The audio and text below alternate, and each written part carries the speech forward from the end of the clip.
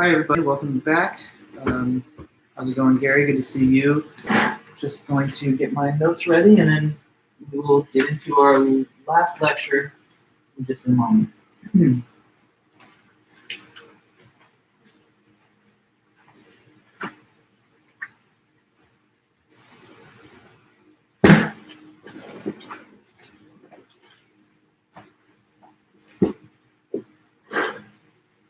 Good to see you guys. As usual, feel free to say hi or whatever you want.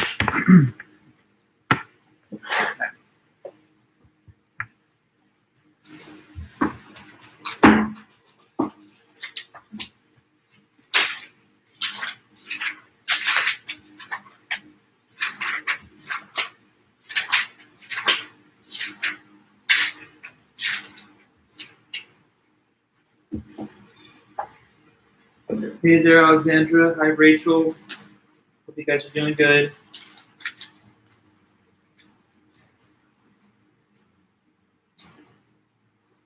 Hope you're all doing well as we go towards the finals and your last week of classes, I guess.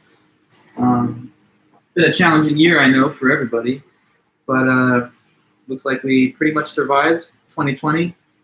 That in itself is kind of something, I guess, to celebrate. Been a tough year. Hi, Ronald. Good to see you.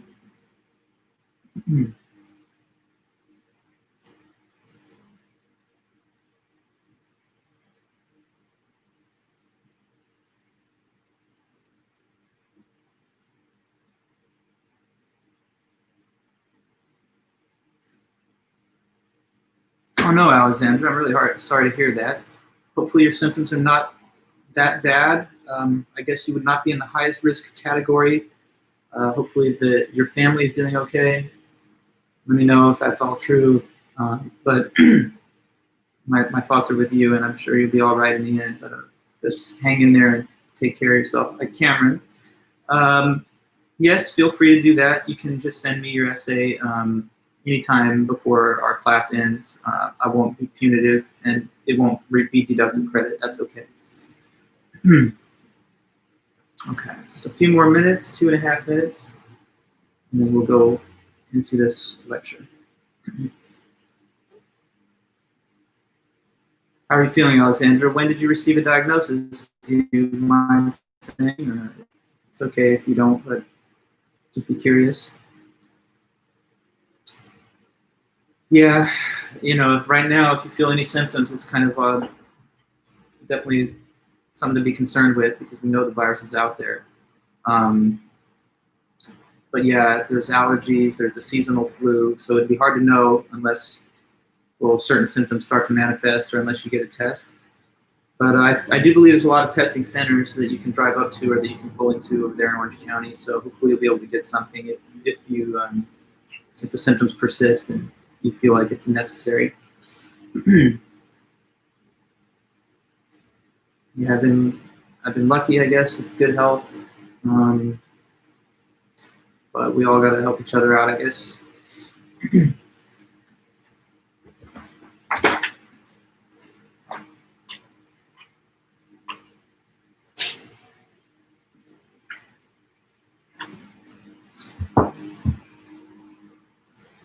Hey, Andrea, how's it going?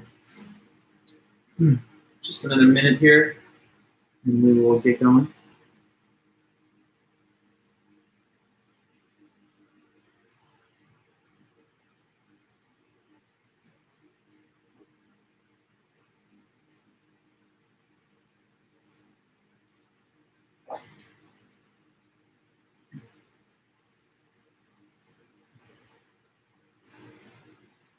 Yeah, we're all wishing you a speedy recovery.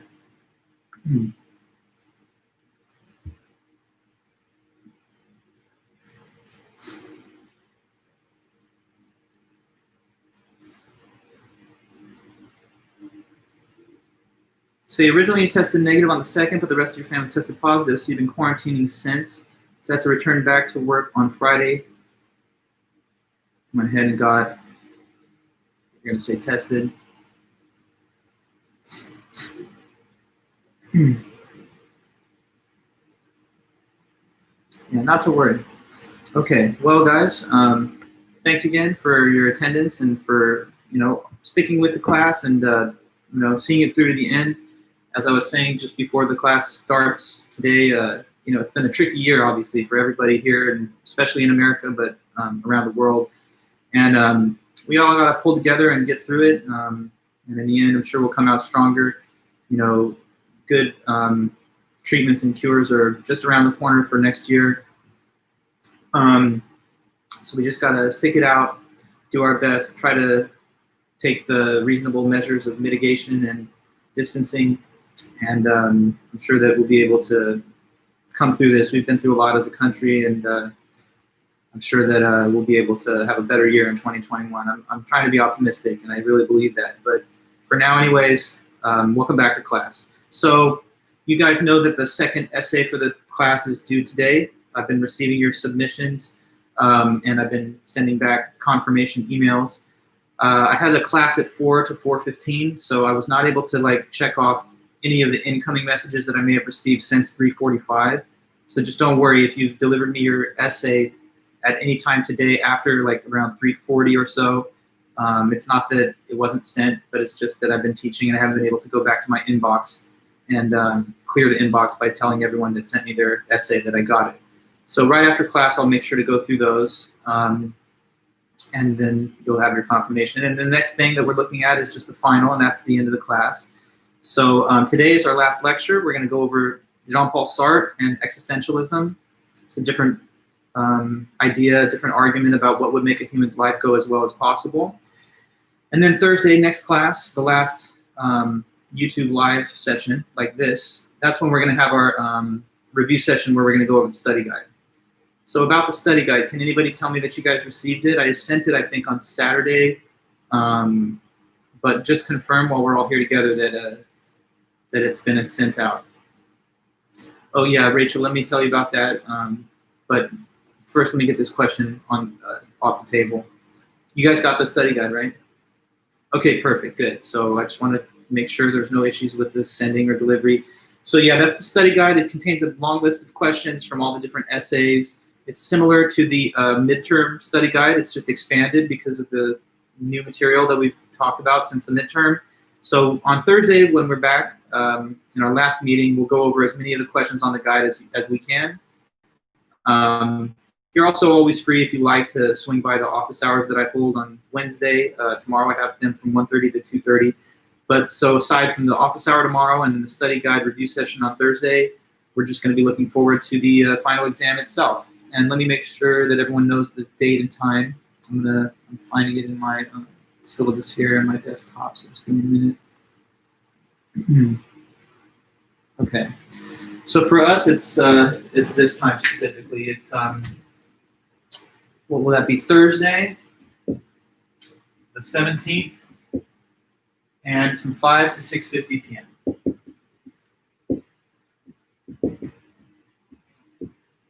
Pacific Standard Time, of course. But so that's the time slot. Thursday. Make sure you know that it's Thursday of finals week. So, and that's listed on the syllabus, so you'll see it there if you go back to read about, the calendar and the original syllabus document. But that's the official final exam time and date. It's Thursday the 17th from 5 to 6:50. So just notice, right, that it's not at our typical meeting time of 5:30. I don't want you to arrive at 5:30 and then cut yourself off from half hour of the time. So, well, there's no arriving. I don't want you to turn on your computer at 5:30 ready to take the test and it's already 30 minutes into the test period. So just know that you got to be ready at 5 on that day to receive the test form from me, and then you're going to get the full measure of time to send me back your answers. So that's basically it. You've got the study guide. I'm going to take questions off the study guide like I did for the midterm, and I'm going to just select a certain random sampling of them that you'll have to give answers for on the day of the test. So I don't know. I just want to kind of clarify that stuff since we're getting close to the end. Okay, now Rachel, your question about the grades for the essay. Not to worry. Yeah, I'm going to be grading them right away, and I'll be working through the weekend diligently and then into finals week. So I anticipate being done with all of that grading by the end of the weekend, maybe latest Tuesday, but I'll send a notification to the class through Titanium, probably no later than Sunday night. and I'll just say in the notification, hey, essays are done. Anybody who wants their grade, just go ahead, email me, and I'll send you your grade report.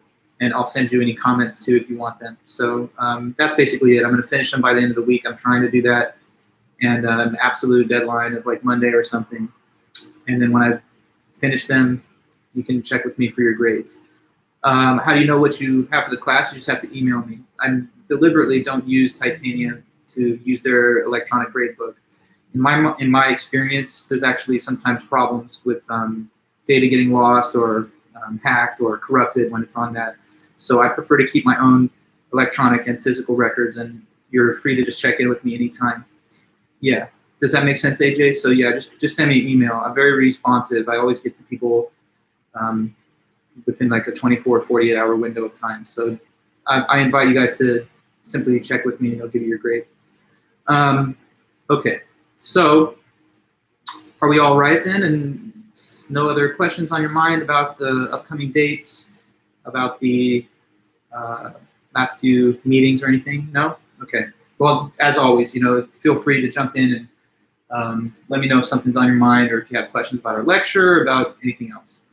Okay, so yeah, what you saw here for anybody that just arrived is the time and date of the final. So now that's clear, I'm going to erase. Okay. Cool, so it's our last lecture, and let me just try and, are we going to have a potluck? Or you guys want to do like a big Zoom potluck? Well, I'm a pretty good chef. They call me Chef Boyardee, so I might be open to that. Let's think about it. I can't make a decision too fast on the spot, but I like the thought. I've always been very, I try to be, okay, I can't say it about myself, it's more your decision, but I feel like I'm a student-friendly kind of professor, and in the times where we had physical classes, I would always bring donuts or like pizza or something on the last day of review for the class. So obviously we can't do that anymore. But I like the thought of a substitute. So yeah, maybe we can work it out. But let me reflect on it for the day, a couple days. Okay, Peachy, as you can see, she's been a real lover today. She's like all over me while I'm lecturing and stuff, but she's a good kid. Okay, so back to what I was saying. We're finishing the class on the topic of life and death and what makes a human life go well. We started the whole class on the philosophy of religion, whether God exists and what are the arguments for and against. We then talked about ethics for a little while, right and wrong, morality, good and bad, just and unjust, theories of morality, utilitarianism, Kantianism. Then we looked at epistemology, the theory of knowledge. What does it take to know something? What is knowledge? What's the classical account of the Greeks? How are more modern writers challenging that today, like Gettier? Then it was time, metaphysics of time and space. So we talked about Einstein and how he's different from Newton, the relativity of simultaneity, and how that kind of opens up all kinds of interesting possibilities for the thought of theoretically possible time travel or the existence of all the moments in space-time, according to like these space-time diagrams. Then we, I guess, talked about the philosophy of mind, right? So consciousness, mind, perception, thought, where does that come from? What's the nature of it? Is it physical? Is it not physical? And then now we are on to the last subject, which is life and death. What makes a life go well? Is there anything about a human life that we could say that would be the recipe, the blueprint for having the best kind of life, your best life? Well, one author was Plato, the ancient Greek. He gave us his argument on that, and that's what we finished on last Thursday. Let me just summarize his basic point of view and position. He wrote a book called The Republic. In that book, he describes what he thinks would be like the ideal form of human society or civilization. And it's called The Republic. In The Republic, he thought there would be three different parts of society: merchants, warriors, and kings. They would each work according to their designated virtue, which is a quality that you would have when you're able to perform your function very well. So like the merchants should have temperance. Merchants are those that produce goods and services for profit, but they should have self-control and moderation over their desires. The warriors provide defense and security, but they should have courage so that they can do their job without being afraid. And then the kings, who are the leaders and the heads of the state, they should have wisdom so they can make correct decisions based on the right information and evidence. So when each part of the republic is doing its job according to its virtue and the king rules and everyone just follows the lead of the king, doesn't try to overthrow the king, then that's a good republic and a good society. And he says the soul of a human being is similar because we have three parts to the soul. One of them he calls the appetitive part. That's the part that has appetites and desires for things that you want to fulfill. That's kind of like the merchants, because in the same way as the merchants want to make money for profit, you want to have your desires met. Your appetitive part, like the merchant class, should have temperance, self-control. Don't let yourself become too greedy or have your desires, get the best of you and cause you to act against your better judgment. Then there's another part of your soul they call the spirited part, and that's supposed to match up to the warriors. The spirited part is a part of you that has passion, pride, very competitive, hates disrespect, wants to be recognized for skill. So that's kind of like the warriors who would fight and showcase their ability on the battlefield. And that spirited part of you should have courage, just like the warriors. Then finally, you've got this part of you that's the rational part. And the rational part of your soul is like comparable to the head of state, the kings. That's the part of you that should have wisdom as its virtue, and that would allow you to make good and correct decisions and preside over the lower parts of the soul. So when the soul's in harmony and balance, they all show their virtue, they all defer to the king, or they all defer to your reason in the case of the soul. Then that's a good life that's going well, and it produces just and fine behavior. Unjust, bad, wicked, vicious behavior comes from having the parts of the soul out of balance or having lower parts stepping out of their lane and trying to take over. So like if you become too aggressive and you get into fights all the time, or you're like abusive or whatever, then your passionate part, your spirited part is out of control. If you steal, lie, cheat, you need to get things and you'll do anything to get them, even if you're breaking rules, then that's your appetitive part that's getting out of control. You want things too much and you can't just have moderation. So bad behavior comes from imbalance in the lower parts of the soul. And the last thing he said was this, just to finish my summary. He says some people think that if you behave badly and you do, unjust things, that could benefit you actually, as long as you don't get caught. Some people think just try to get away with, cheating, lying, stealing, and as long as you get away with it and no one knows, that's awesome for you. But he says no, actually. You don't benefit, and he says nobody actually benefits from injustice, even when it's not detected or known by anybody else. To illustrate his idea, he gives this example of a three-headed creature. With a three-headed creature, there was one head that was like the head of a bunch of little gargoyles. Another one is the head of a majestic lion, and then the third one is like a normal human head. And he says, imagine that other people interacting with this thing just see the human face, so they don't see that there's anything weird, they just see a human looking back at them. But behind the scenes, what's not noticed by the others is that the parts are all fighting, that they're attacking each other, and that they're attacking the human part for sure. And he says, if that's what's going on behind the scenes, then you're not living well and you're not doing well, even though nobody can tell.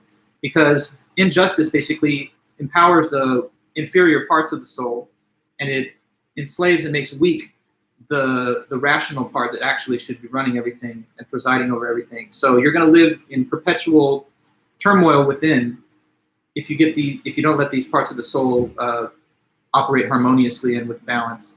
So he says there's a price to pay for being unjust, even if nobody knows about it. So people who urge you on to be unjust and to just do things that are wrong on the presumption that you'll be okay if you just get away with it, those people don't know what they're talking about and they have nothing good to say. That's what he says.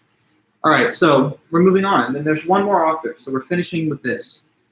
There's not only the one attitude or position about what makes a life go well that you read about in Plato, there's other accounts that are different from his view. And one that's way different is more modern, and that's written about by this famous 20th century philosopher from France. So the guy's name is Jean-Paul Sark. Okay, and he lived from 1905 until 1980. Jean-Paul Sartre, it's a French name, so it's got those soft French R's that are kind of hard for the English tongue to pronounce. I even struggle with it, and I took French in high school for a couple of years. Jean-Paul Sartre, something like that, Sartre, like this guttural kind of very soft R. Anyway, Sartre, as a lot of us would probably sort of say it, Jean-Paul Sartre. He lived from 1905 to 1980, and he's the kind of pioneer and one of the founding fathers of a philosophical system called existentialism. So the essay today from our book is just called Existentialism, and it's a basic summary by Sark of this idea of his and this philosophical approach. Existentialism.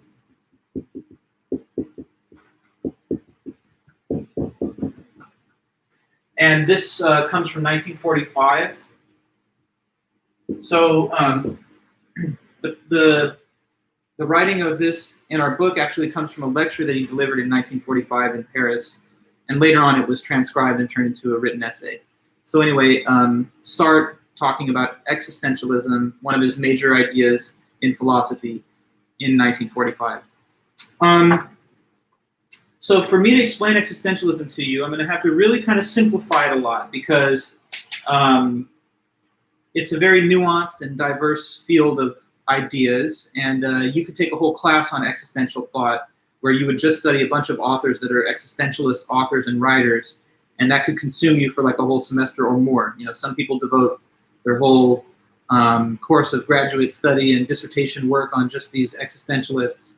So there's so much depth to it, and therefore I can only kind of give you guys the basic summary of it, but I'll try to do that and make it clear.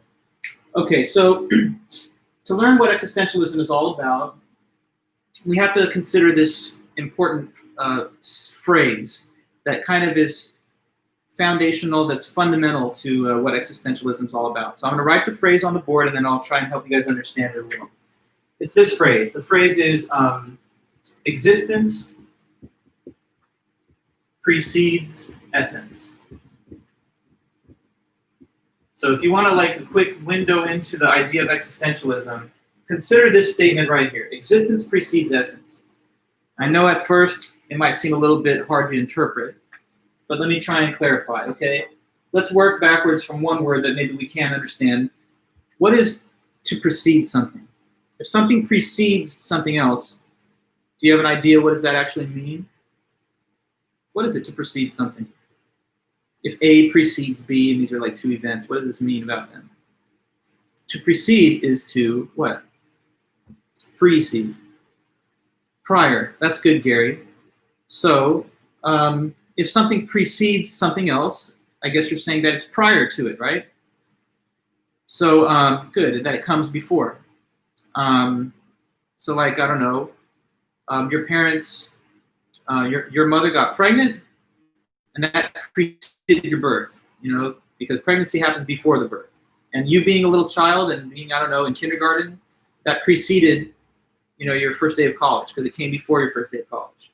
You're in this class right now, and this is going to precede your New Year's Eve, right, or New Year's Day. So that's all precede means, to come before, okay? Like earlier in this class, the lectures on the philosophy of religion, they preceded the lectures on epistemology, because they were earlier in the semester in time.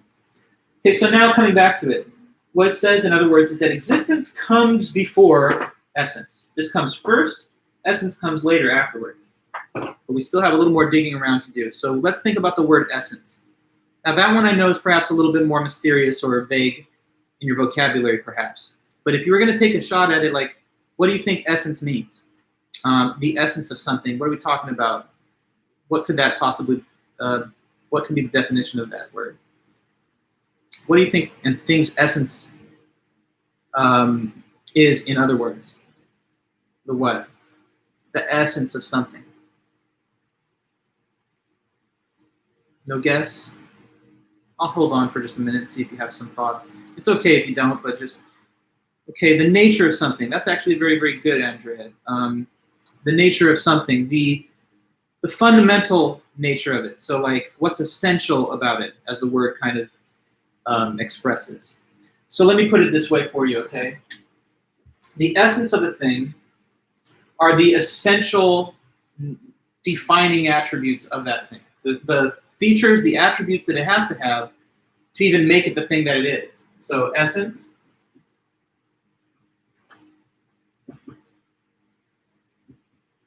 the essential defining attributes of something.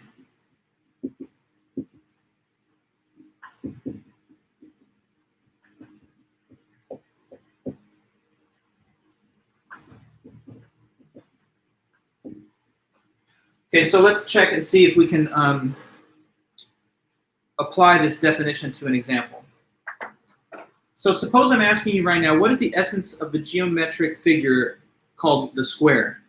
You've heard of squares, the polygon that is known as the square. What is the essence of the square? So I'm asking you basically to give me the essential defining attributes of squares from geometry. Little step back to your studies in geometry maybe, or just everyday common sense. We've all seen squares starting from a very young age. So one thing is that they gotta have four sides, very good.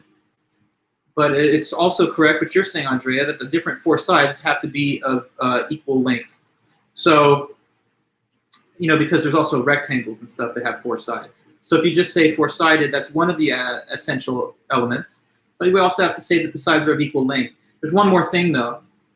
I know this isn't geometry class, but I just want to make sure it's clear.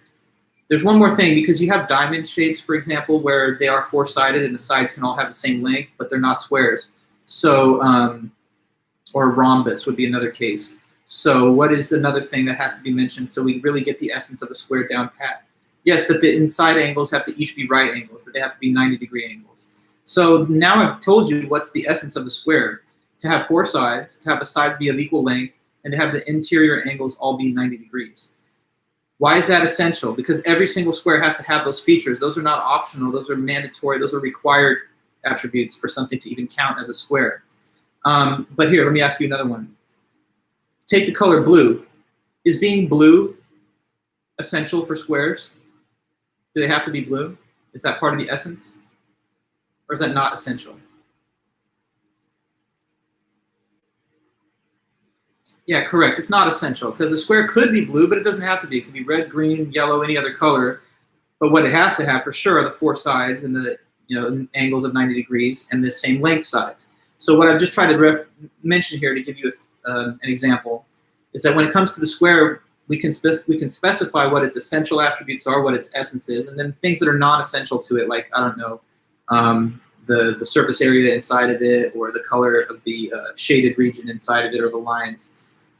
Okay, so now, coming back to this.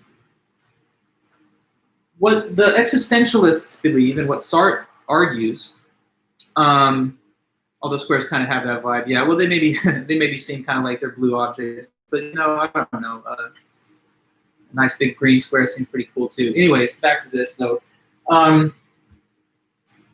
What existentialists argue is that it's not just like abstract objects like squares and stuff that have an essence, and that's not the most interesting example. The more interesting example, he says, is people, us, me and you, us human beings. Each one of us also has our own little essence, right? And what my or your essence is not like the number of sides of a figure in geometry, but rather the essential defining attributes or characteristics of you that make you the unique individual that you are. I'm not talking about like physical features, like I have a birthmark or something on my thigh. No, we're talking instead about the qualities that distinguish you in terms of your character, personality, and identity. So imagine that somebody doesn't know you, and they want to get a sense of who you are and what you're all about. So they're like, tell me about yourself. Now, what do you think might be some of the most essential things to mention in an analysis of who you are as a person? Like the stuff that you need to say so I can tell how you're different from the next man or woman. So I get a sense of your individualism and your own unique identity. You'd want to tell people what type of things about you. So I'm asking you, reveal your essence. What kind of things are essential in terms of your personality, character, or unique identity? So I'm not saying how many sides of an object, but something a little more human, like a person talking about themselves. Like say you were gonna apply for something, and you want the person who's going to look at the application to know you in a very intimate, detailed way. So well, ethnicity, not so much, Andrea, because you don't choose it. There are things more we'll get to that you like. So your favorite things, correct. And the first thing you mentioned is fair, like whether you're more introverted or more extroverted, more outgoing or more, I guess, reserved. Your favorite things, good, Sierra, like what could it include? Your beliefs about politics, religion, for example. I don't know, like, are you a religious person? Are you an atheist? Which religion? Are you politically liberal, conservative, moderate, unaffiliated, or what? Are you a person who, what's your taste in music, in film, in fashion? You know, so by the time you start saying all this stuff, we get a sense of you, the unique person, and it's not just like some generic description, but it's the things that typify you, that give sense of how you are. So that's your essence, right? And like for me, for example, it's like I'm a musician, professor, you know, I'm a lover of, I don't know, like certain kind of fashion, like contemporary music. I could talk to you about my taste in food. I could tell you about my political beliefs or my religious beliefs or lack thereof. So that would give you a sense of me as a unique human being. And the same could be said of you with maybe just whatever your particular features and attributes are. So, okay, now we're really ready to fully capture what this does mean. Because this is like the core motto of existentialism, that existence precedes essence. So now let's put this all together. What it's saying, in other words, is the following thing. A human being, when we are born, we start off, we don't have an essence yet. At day one, newborn, born today, they're a blank slate. They don't have an essence. So the baby that's born is not, at first, the Christian, Jew, Muslim, atheist, the liberal, conservative, the fan of rap music, no, classic rock, no way, EDM. This person with all these interests and views and so on, they haven't been developed yet. They're just an existing human being, but without an essence. That's what happens first. It comes before, but then later, as time passes, the essence takes shape and it does form. So if existentialists are saying that you don't have an essence to start, but that it happens later, where do you think they would argue that the essence comes from? It's not there on day one. So where does it end up coming from then? Now you might say something that is not the same view as Sark, but I just would be curious to know what you think. You have your own essence, so where do you think it came from? They're claiming that it wasn't there immediately. It's not like it was imprinted on you from day one and you just lived out in this pattern that was already pre-established. So if the essence was not yet defined or existing at first, how did it happen? Okay, so Sierra, you're saying, and Ashkan, you're saying experience. Sierra, you're saying influences like family and friends. Andrea, you say develops over time. Yeah, but I'm saying like what causes it to develop? Like what is the thing that, you know, leads to this development or change? So let me take on some of your guys' suggestions here, because I actually have to maybe push back a little bit, only because I'm trying to speak in the voice of Jean-Paul Sartre and the existentialists. So some of you have said this, it has to do with experience, or it has to do with influences that come from outside of you. Like your family has a certain set of views or attitudes and they just rub off on you. Or you have certain friends in your community, they influence you, and now you take the same kind of perspectives that they have got. But to existentialist thought, that's not true. I'll tell you where they think it comes from, okay? So just get ready. What they say is that your essence comes from you, that it comes from you yourself, from your free choices. So existentialism insists that you have human free will. And since you have freedom of the will, you're the one who decides to make your essence the way that it is. So look no further, look in the mirror. Why are you like that? Why are you like that? It's because of you. It's because you choose to be that way. It's because you choose of your own free will to form your essence in the way that you have. So that's the point. And let me see what you're writing, Andrea. Basically through experience, you find out who you are and what you like and don't like by experiencing them. Yes, but it's not really just experience, Andrea. It's, let me repeat, these guys are saying that it's choice. It's choice. It's a decision. It's like you don't just hear it and think, I don't know why, but I like it. No, no, no. You make a decision. You're like, I choose to like this. Okay, so he's saying that it's human free will that patterns and shapes each one person's essence. And that's a little bit of a rejection of some of the thoughts that maybe we've got. Like a common sense perspective on this might be, well, it's not me, it's my parents, or it's my community, or it's the time that I lived in, or it's the place that I lived in, or it's the influence of the media or my friends or something. That's why I'm like this. It's not my choice. I was shaped by the external things that I don't have control over. But existentialism says false. No, you're in control. You're the chooser, you're the decider, and it's the reason that you have the essence that you have today is because of your own free choices. Like, for example, you may say, oh, I grew up in a big religious household, and so why am I religious? Because my parents are, and that's the reason. So ask them. But the existentialist would say that's false, okay? Because people who grow up in the same kind of home environment have free will, and some people make different choices. Who's the one that decides whether to follow the example of your parents or to choose to rebel against them because you don't like the way they are? That's a choice that's personal for you to make. Some people, maybe many people, say I want to be like the way my parents are. But other people will say I disagree with the way they are and I want to rebel and be different. So who makes the choice? You. Even the choice whether to believe in God or not, no one can make the choice for you. I can't go up to someone and say, hey, yo, you believe in God. And they're like, what? I'm like, yeah, you're welcome. I just caused you to believe in God. I can't make the choice for another person. The person has to choose of their own will whether they believe or don't believe. So existentialism kind of, it just keeps making that same kind of point, that your essence has everything to do with your free will and has nothing to do with conditions that are just forced upon you that you don't have control over. In fact, there's a word that's used by existentialists to capture that thought of blaming stuff or creating an excuse for your essence to sort of try and place the responsibility for it on things that you don't have control over. So let me put that piece of terminology here, because that's key to what he's saying. The word he's thinking of or phrase is bad faith. So this is just like a piece of terminology that's found in existentialist writing, especially in Sark's writing. And what it means is when you try to place responsibility for your essence on external factors that you don't have any control over.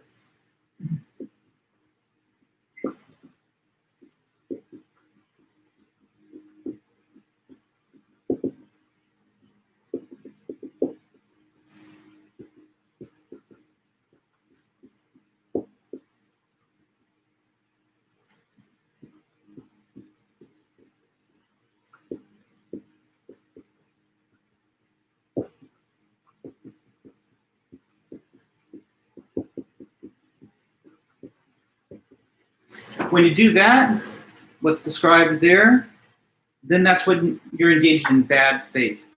So bad faith in existentialist thought and terminology is simply trying to shift the responsibility for how your essence is onto things you can't control. So it would be like if you said, yeah, I'm a very loud and kind of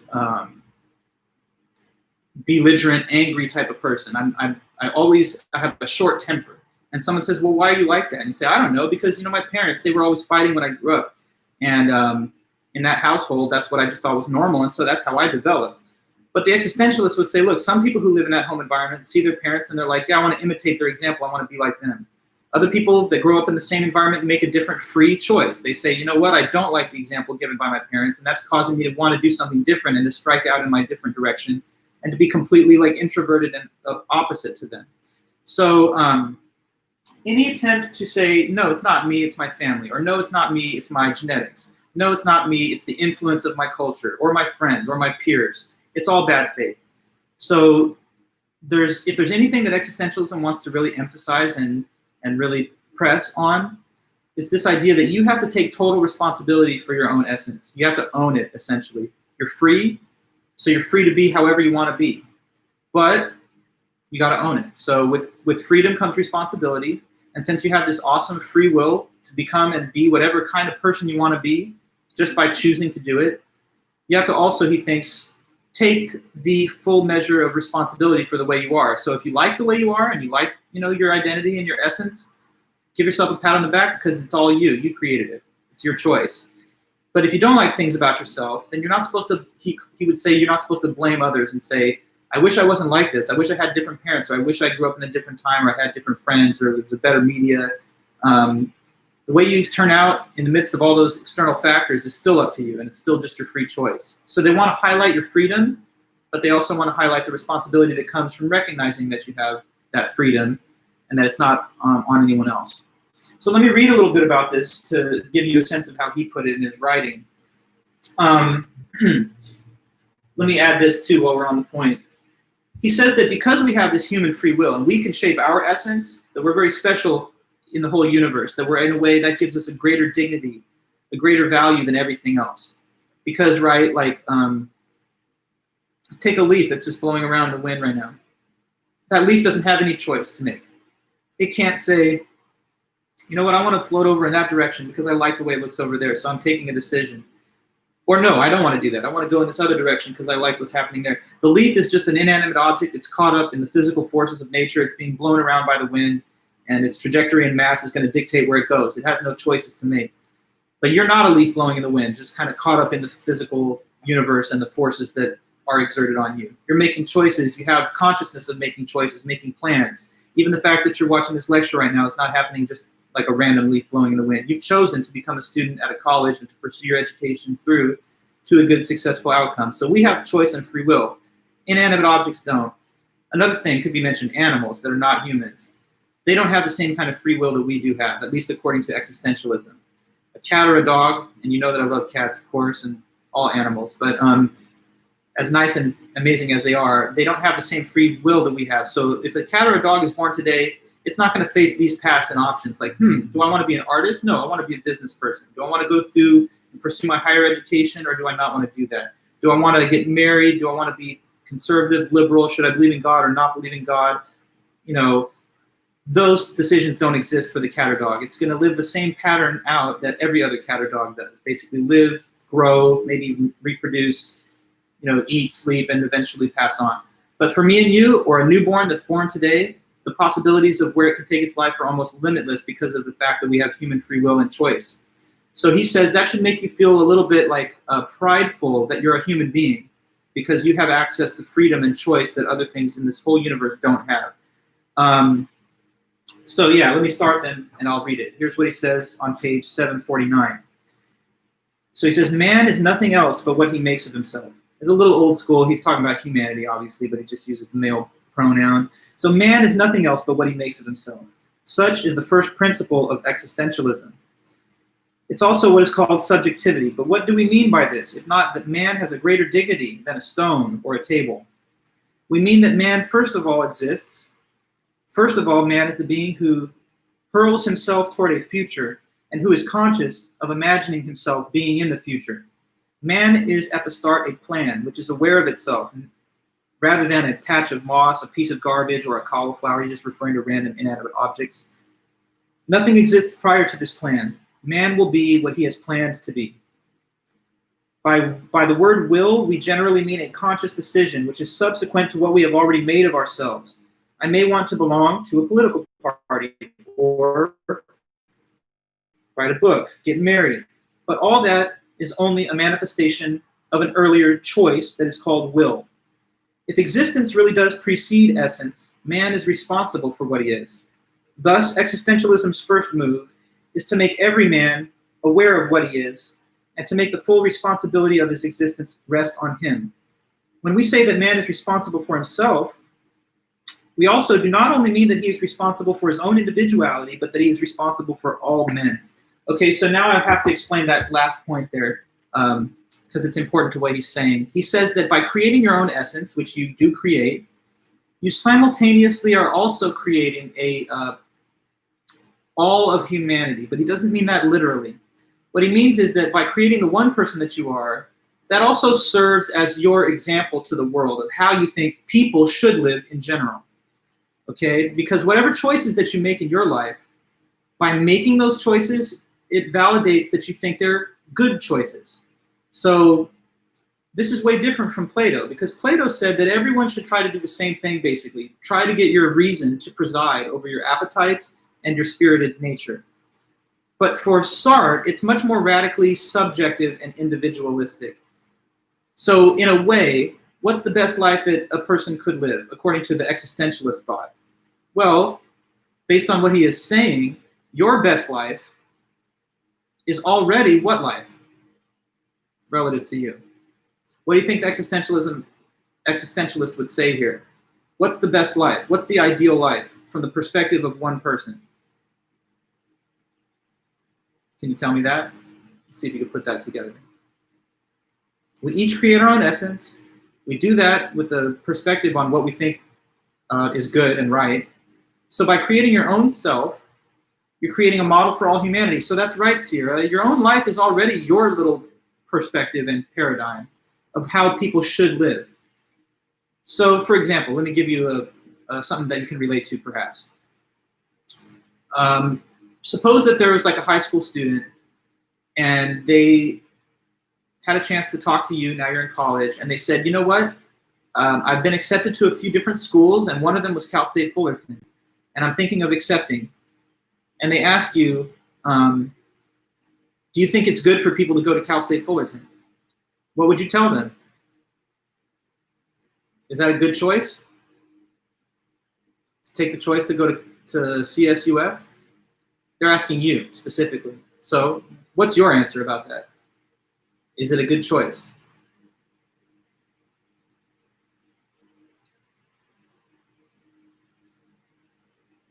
Shouldn't overthink it much. Yeah, it's a good choice. And how can we tell that you think it's a good choice? Well, wouldn't it make no sense for you to say it's a bad choice, but by the way, that's what I did? So you verify through the choice you did make that you think it's a good choice. If you thought it wasn't a good choice, then you probably wouldn't have done it, right? I don't know. I'll give you my own example. I'm a philosophy professor. That's what I did with my life, okay? So suppose that I have a student, and I have had students like this, for sure. And they come to me and they say, hey, you know what? I'm interested in philosophy. And I'm starting to think of maybe majoring in it. What do you say, Professor Vulich? Is that a good decision? What do you think I'm going to tell the person? Do I believe that it's a good decision or not to major in philosophy? I mean, come on, you got to understand, right? That from me, if you're speaking to me, who am I? I'm a philosophy professor. So obviously, I'm not a person who's going to say, oh, no, that's a dumb decision. What the hell? Why would anyone major in philosophy? It's so retarded or silly. You know, I would never say anything like that. So the thought I'm trying to give you here is that when you do something, you believe that it's a good thing to do just by the fact that you do it. And so your choices, your perspectives on life are revealed in the decisions that you make. So each one of us, in other words, is kind of like a example that we show forth to the world of how people ought to live in general. And that's the basis of his famous phrase, that when you create yourself, you create all of humanity. So by creating your own essence,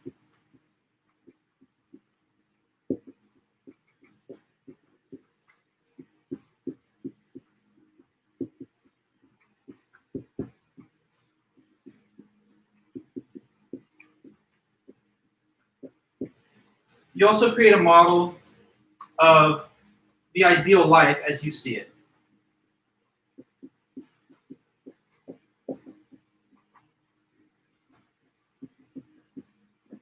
Okay, so like the teacher believes teaching is a good life.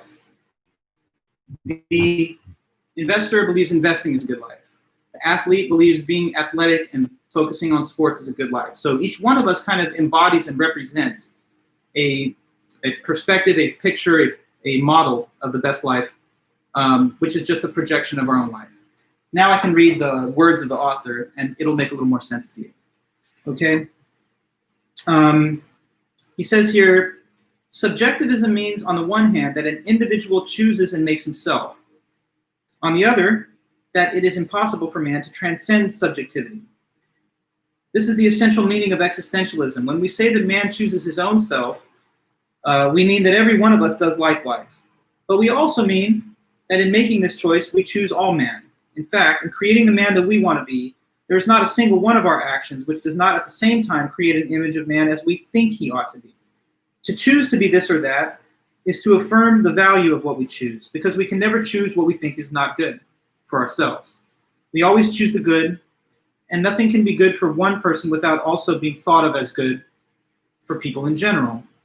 So, if existence precedes essence, and we fashion our image at one and the same time, then this image is valid for everybody and for our whole age. So our responsibility is much greater than we might have supposed, because it involves all of mankind.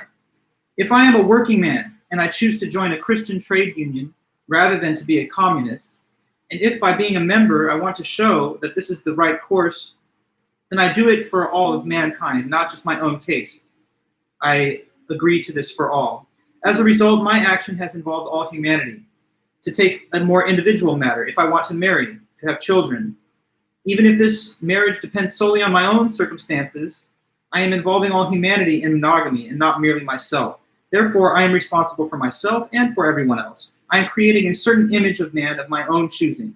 And in choosing myself, I choose for mankind to be this way as well. Okay, so if you're a person who ends up getting married and you choose marriage in your life, then you're not the person who can say you think marriage is a poor way to spend your life. On the other hand, if you're one of those people who says, forget marriage, marriage is a bad, dumb institution and I don't believe in it, then when you make that choice, you endorse that choice for other people too. That person can't stand on the position that, hey, there's something incomplete in your life unless you get married, because their own choices reflect that that's not what they feel or think. So you got to own the way you are, and your essence is totally up to you. But also, by creating that essence, you're kind of supplying the world with an example of how you think people should live overall. So this now, I hope, is coming into focus. It's a way different idea about what the best life is compared against Plato. Because Plato said everyone should do universally the same thing. There's no one-size-fits-all approach to Sark, though. Sark thinks there cannot be any one essence that stands above all the others as the one that we should be trying to aspire to. There are just all these different competing examples of how people have lived their lives, and you're free, basically, to choose which one of them you think is the better or worse. But none of them can somehow be placed on a pedestal as the one and only best life. So the best life is subject to interpretation by individuals, and it gets manifested in the way you actually choose to live. Now, this sounds kind of, in a way, liberating, optimistic, very positive, but there's a little bit of a dark side to the existentialist system of thought as well. And so now let me try and unveil what might be seen as the sort of tricky, problematic, worrisome aspects of it. Okay? So for one, when you make choices, right, you want to make what kind of choice? Well, if you have to make a choice, you want to make the right choice. You want to make the choice that's the correct choice, the best choice. Is that fair? So, like, if you were thinking about a major, for example, just one example of a choice that you have made or that you're going to make soon, think about that decision, right? It's tough because there's so many options, and you're like, well, I want to do the one that's right, the best one, the one that is the best choice for me. But what is the right choice from the point of view of existentialism? What's the definition of a correct choice according to these people? The right choice just ends up being basically whatever what. Who can finish that thought for me?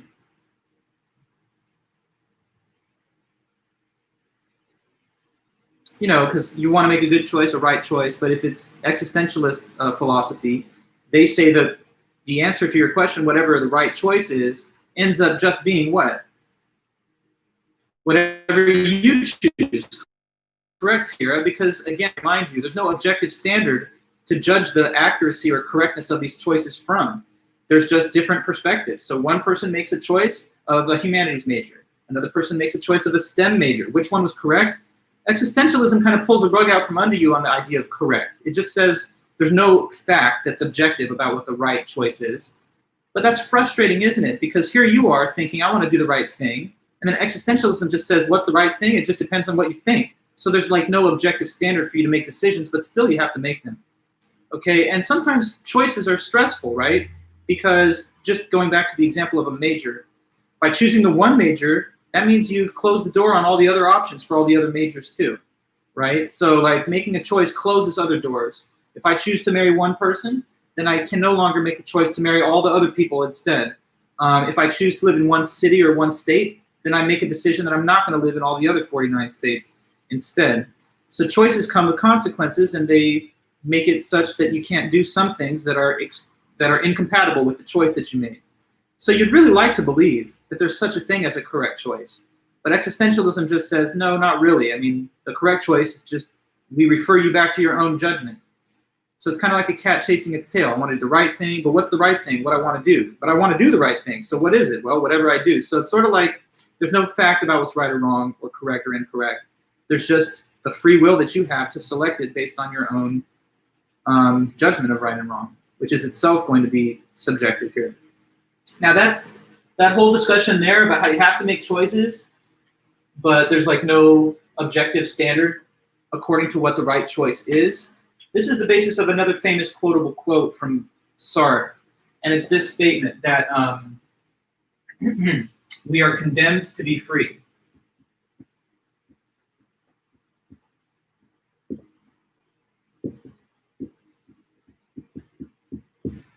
So take a look at that statement there. It sort of has the appearance of like a contradiction or like an oxymoron, because what did we usually say when we refer to someone being condemned to something? To be condemned to something is to be put into a condition that you don't want to be in, and you're forced to endure it. So I could say, oh, you've been condemned to 20 years in prison, or you've been condemned to death. Or you understand, like, condemning a person is usually depriving them of liberty and freedom. But now this is saying we are condemned to be free. That seems like it's a contradiction in terms, because if you're free, you would think, well, I'm not condemned at all. I have the liberty to do whatever I want. What this is telling you is that freedom itself is a little bit kind of frustrating, anguish-inducing, because you have to make these choices, these free choices. And if you ever feel a little stressed out, like, I want to have to, can someone else make all the decisions for me, because it's hard to do, and if there's no fact about what's right and wrong, then I kind of feel like I'm at a loss to make the decision. Well, what existentialism tells you is you can't get off this ride, basically. You're free to do or be anything, but this is kind of like a little catch-22. The one thing you're not free to do, according to existentialism, is to not be free, okay? You can't escape the condition of your own freedom. So that's the human condition. You're a human, meaning that you have free will, and you're going to have to live with that freedom of will and that burden of choice throughout your whole life, okay? So it's not all fun and games being free and having the ability to choose, because it comes with the sort of anguish that results from knowing that there will not be any objective fact about what the right choice is, but that you still have to make it anyway with a viewpoint towards what the right choice is, okay? Let me give an example that he talks about to put this point into context. So he gives this example of a student of his when he was a professor at the time. So as you guys know, he gave this lecture in 1945 in Paris, and that's during the latter stages of World War II. And Paris was involved, of course, in World War II, along with a lot of other European nations. So they were fighting against the Nazis and against the fascists in Germany and the Axis powers that were allied with them. So here was Sark, who's a professor at a university in Paris, and he has one student come up to him. The student says, I've got a little dilemma. I'm having a hard time making this moral decision. Maybe, Professor, you could help give me some advice. So Sark says, sure, tell me what's up. And so the student says, Professor Sark, okay, we all know that this war is happening. And one thing that I really feel compelled to do is to enlist in the French forces and go help and fight the war. I feel bad that I'm sitting back at home while other cause. By the way, my older brother was killed in the war, and I feel kind of like I would want to avenge him and fight now that he's gone. So that's one thing I want to do. I want to join the military and fight, basically. But, okay, if I do that, if I make that choice, then I have to leave my home, and I have to no longer provide care for my mother. And my mom is becoming kind of older now, and she needs a lot of help and support. And we've always had a very close, loving relationship, so I want to support her. Plus, she's going to be like really, really worried that if I go to the front lines and fight like I'm thinking of doing, maybe I'll get killed too, and then she'll lose both of her children, so that would devastate her. But I'm kind of torn, you know? I'm torn, I'm struggling here, because on the one hand, yes, I want to stay with my mom and provide help and support for her, but if I stay there, then I can't fight, and then I'll feel regret. But if I go and fight, you know, then I feel like I'm doing a good thing because I'm supporting my country and maybe helping avenge my brother's death. But if I go there, then I might regret that I didn't stay back with my mom and help her. So I don't know. What's the right decision? I just want to do the right thing. So Professor, help me. What is the right thing to do? Okay, so this student is talking to Professor Sark, like the existentialist. So based on that, what do you think this Professor Sark told him? You're asking me what the right thing to do is? Well, all I can tell you is what? What is the so-called right choice based on the philosophy of existentialism that this professor is a proponent of? You heard the choices, right? So what do you think would possibly be our answer coming back from the great existentialist Sark? It's kind of like a trick question in a way, but let me ask you that. What do you think he said? Or with your mom? What's the right choice? Can't do them both. Cannot do them both. Whichever one you do, you're going to leave something behind. So what do you think he told him is the right choice then, based on his question and based on what existentialism is all about?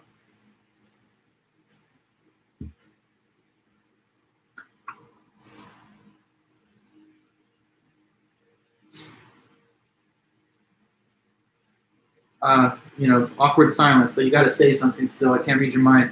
What is it?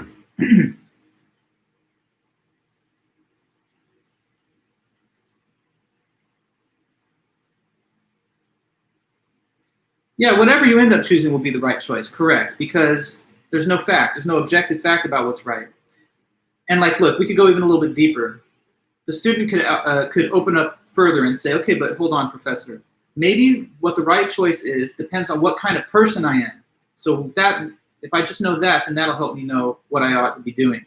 So who am I? Am I more like the noble fighter, that frontline soldier? Is that like my essential personality? Or am I more like the caring and doting son who stays by their mother's side to the very last?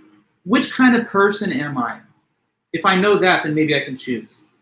But Sark would tell him, and existentialism holds, that what kind of person you are is what is shown forth by the choice. It's revealed in the choice that you make. So your essence is never a settled, finished product. It's always open-ended and subject to change. And the thing that causes it to take shape is the free choices and decisions that you make. So what kind of person he is, essentially, it sort of awaits the decision. It's not an input into the decision. It's more the output from the decision. So if he ultimately goes to fight, then that choice makes it real, and it displays that he actually is more essentially like the fighter. If he chooses to stay with his mother, then that choice itself, the action of doing it, makes it real and makes it count that he actually is more like that kind of person, the loving son.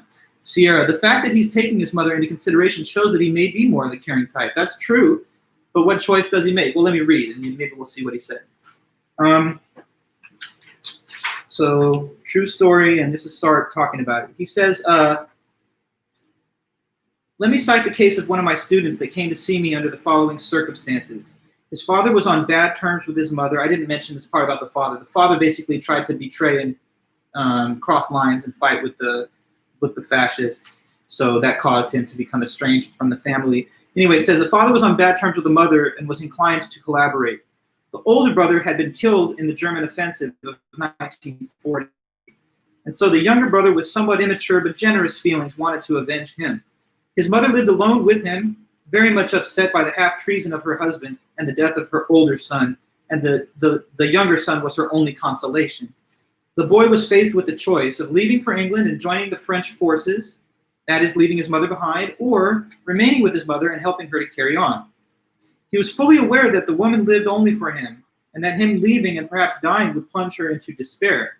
He was also aware that everything he did for his mother's sake was a sure thing, in the sense that he would help her carry on, but going off and fighting was uncertain, because you don't know if that's actually going to lead to a successful result or that it's going to work out. So he says, as a result, he was faced with two very different kinds of choice, or two different kinds of action. One, concrete, immediate, but concerning only one individual. The other one concerned with a much vaster group, the whole country, but for that reason, less certain. And at the same time, he was wavering between two kinds of ethics. One, an ethics of sympathy and personal devotion and loyalty. On the other, a broader ethics of duty to the country at large. So he had to choose between the two. Who could help him choose? Christian doctrine? And he says no. And let me explain his point here. He says some of you might say, well, you know what? I can find out because all I have to do is look at scripture that I take to give me the answer. First of all, whether you even agree with the existence of God and the presentation of scripture is a choice. But suppose that you have, and you think, I'll just follow whatever it says in the Bible. Who's the one that's interpreting the scripture, though? It's you again. So look at the Bible, and it might say something like this. Take the more rugged path. Be your brother's keeper. Love your neighbor. But now you have to interpret which one is the more rugged path. Is it more rugged to go and fight and leave your mom behind, or is it more rugged to stay with her even though there are these demands for service? It's you who makes the interpretation. Or who is it that you should love as a brother? The fighting man that's out there on the field, or your mother? It's just hard to say, and you're going to have to be the one that makes the decision based on the scripture and your own interpretation of it. So you're kind of never going to be able to like excuse yourself from the burdens of choice and judgment. Even when you think you're bringing in these external tools to help you make choices, you're the interpreter who, makes the call about what you think those directives are. So going down a little more. Christian doctrine? No. Christian doctrine says, be charitable, love your neighbor, take the more rugged path. But which is the more rugged path? Whom should he love as a brother? Which does the greater good? The vague act of fighting in a group, or the concrete one of helping one human go on living? Who could decide? Nobody. He says, no book of ethics can tell him. Now he refers to Kant, who we studied earlier in the semester. He says, Kant says, don't ever treat a person as a means, but as an end. But he says, okay, but very well. If I stay with my mother, I treat her as an end, but maybe I'm treating the people fighting out there without me as a means. Like they're a means to my end of living peacefully without having to fight. On the other hand, if I go and fight, then I treat my fighting brothers in the field as an end, but maybe I treat my mother as a means because of all the things that she did for me to bring me up to my mature years. And it's like I'm abandoning her in her time of need. Is that treating her as a means? Well, now you have to make the interpretation. So even like ethical philosophy, religious scripture, it still has to be parsed and interpreted by you. And therefore, you really still are burdened and condemned to be free. So you asked, what did he end up doing? Let's see. I think I remember. So he says this. If values are vague, then the only thing left for us to do is trust our instincts. And that's what this young man tried to do. And when I saw him, he said, in the end, feeling is what counts. I should choose whatever pushes me in one direction. If I feel that I love my mother enough to sacrifice everything else for her, even my desire for vengeance and adventure and action, then I'll stay with her. If, on the other hand, I feel that my love for my mother is not enough, then I'll leave. And he says, but how is the value of the feeling determined? What gives the feeling for his mother value? Precisely the fact that he did remain with her. So he did stay with her. He says, I may say that I like so-and-so well enough to sacrifice a certain amount of money for him, but I may say so only if I've done it. I may say I love my mother well enough to stay with her even when it's wartime, but only if I actually chose to do that. The only way to determine the value of this affection is to perform the act which defines it and confirms it. But since I require this affection to justify my act, I find myself caught in a vicious circle. Okay, so he discovered, I guess, that he was the doting son because that in the end was the feeling about what he thought he should do. But he couldn't have used the fact that he was the doting son as the basis for his choice. It was the product of having chosen to do it from a spontaneous act of free will. Okay, now at bottom, at the end, he says some people don't like existentialism because some people feel like it's telling you, hey, you're in control of your own life, so you need to take responsibility for it and just own it. Some people don't like the way their life is, or they don't like the way their personality is, and they're looking for something outside of themselves to blame. And he says, well, for anybody who feels that way, I want to tell you that existentialism, in his view, it represents optimistic toughness. So he says this is the kind of core idea of existentialism at the end, optimistic toughness. And let me close by trying to explain what he's saying. So the optimistic part of existentialism is that part that you're free to be whoever or whatever you want to be. So it should make you feel liberated. It should make you feel like you're in control. You sitting there right now can be anyone or anything you want to be just by choosing through your free will. So, and you're always able to change. So you should not feel limited or constrained. You have unlimited options and choices, and you have free will with which to make them. So if you want to be a different kind of person, you can just choose starting the day to be that way. If you like the way that you are, then you can continue to act that way because you validated through those choices. But it's you in the end who makes the choice, and it's you who's got the free will to do it. So that's the optimistic part. Don't feel like you're determined by your genes, by the time you live in, by the culture or geography around you to be any particular type of way. It's all up to you, and you can be anything. So feel free, and that's the sense of optimism behind it, right? But the toughness part is that with all that freedom, you have to own it, whatever ends up being the end result. So you got to be tough enough to say, it's not anyone else or anything else that makes me be this way. It's me who's chosen it. And so you're free, so feel the freedom and the liberation of being free, but you can't shift the responsibility for the results to anything else except for yourself. So that's the toughness. In this class, we studied, earlier in the semester, arguments. Like when we studied space and time, we spent considerable amount of material on, like, is the whole universe just determined? If it is, if space-time theory is true, like what Einstein said, then every moment of your entire future, past and present, they're already laid out. And so if that's true, then in a way, you're not free. But existentialism has a different attitude on that. To the existentialist, yes, we are free. And we have radical freedom, meaning that we're totally not under the control of any larger physical or deterministic scheme. We're just completely free to be what we want, and we have our choices. So it's different in a way then from some of those earlier deterministic metaphysics that we did describe. Let me read then his closing thoughts, which will kind of bring this all into to a close. He says,